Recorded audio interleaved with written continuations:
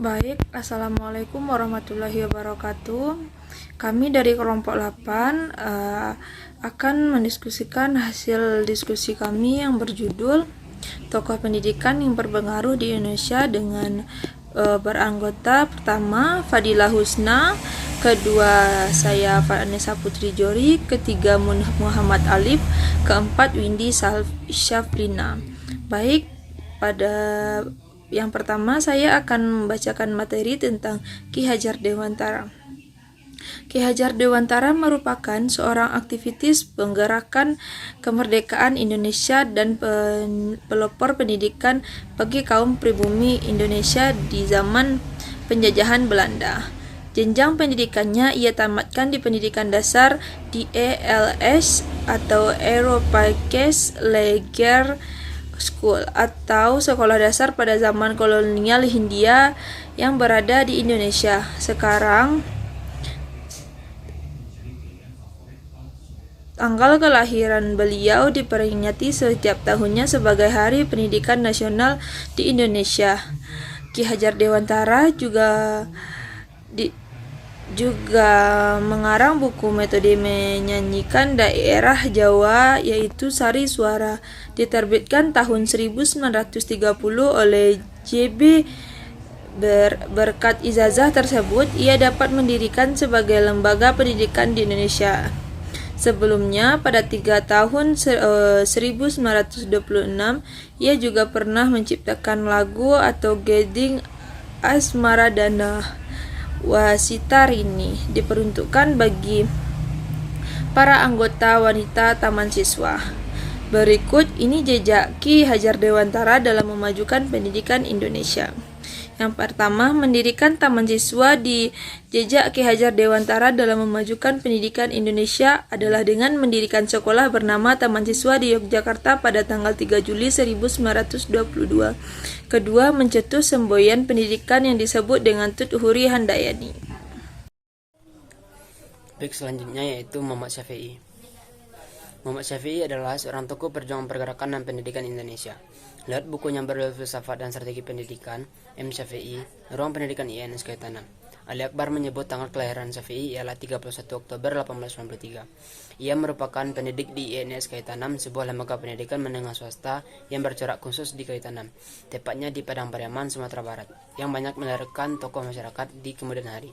Setelah tamat dari sekolah guru di Bukit Tinggi, Syafi'i bekerja sebagai guru di Sekolah Kartini di Jakarta selama 6 tahun. Sebagian alumni di Sekolah Quick School atau Sekolah Raja di Bukit Tinggi menorehkan tinta emas dalam sejarah bangsa Indonesia. Di antaranya adalah Tan Malaka dan Abdul Haris Nasution. Sejak saat itu, Syafi'i menjadi anggota partai ayahnya yaitu Insulinde, dan ia juga menyediakan waktunya untuk mengajar di taman siswa. Dari negeri Belanda, Syafi'i mendapatkan 4 ijazah, yaitu ijazah guru Eropa, menggambar, pekerjaan tangan, dan 5 musik.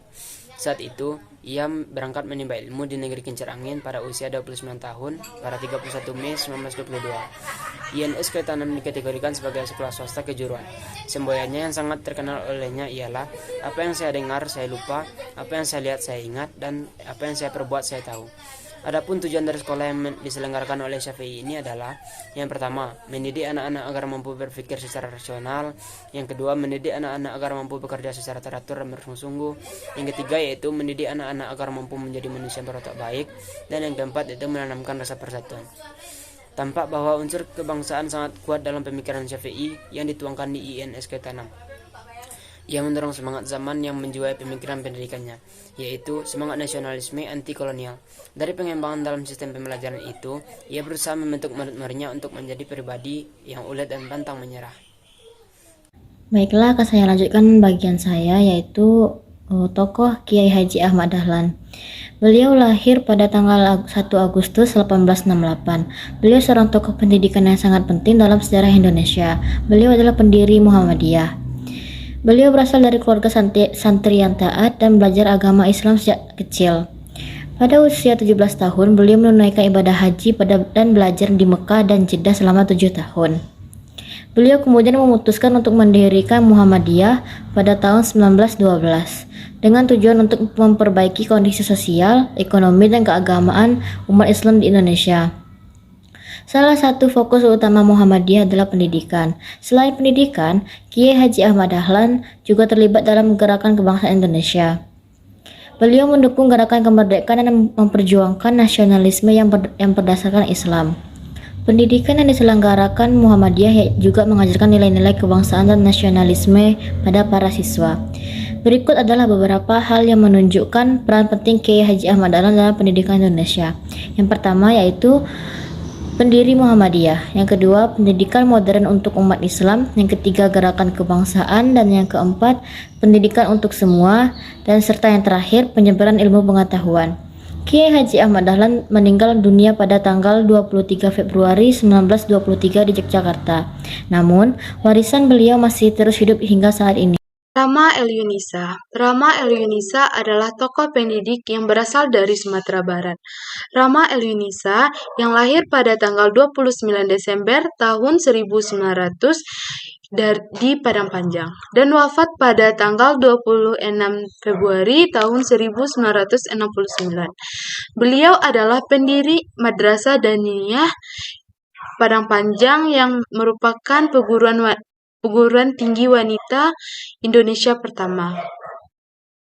Pendidikannya dimulai dari belajar pada ayahnya, tapi tidak berlangsung lama karena ayahnya meninggal saat masih kecil. Rahma mencari guru di daerah Minangkabau yaitu Haji Abdul Karim Amrullah. Usaha Rahma di bidang pendidikan untuk kaum wanita khususnya berdasarkan cita-citanya. Dan Rahma memiliki prinsip dan sikap yang tangguh. Di bawah kepemimpinan Rahma, Dania Putri berkembang pesat. Keberhasilan lembaga ini mendapatkan pujian dari banyak tokoh pendidikan nasional, politikus, dan tokoh agama lainnya. Baik, sekian hasil diskusi kami.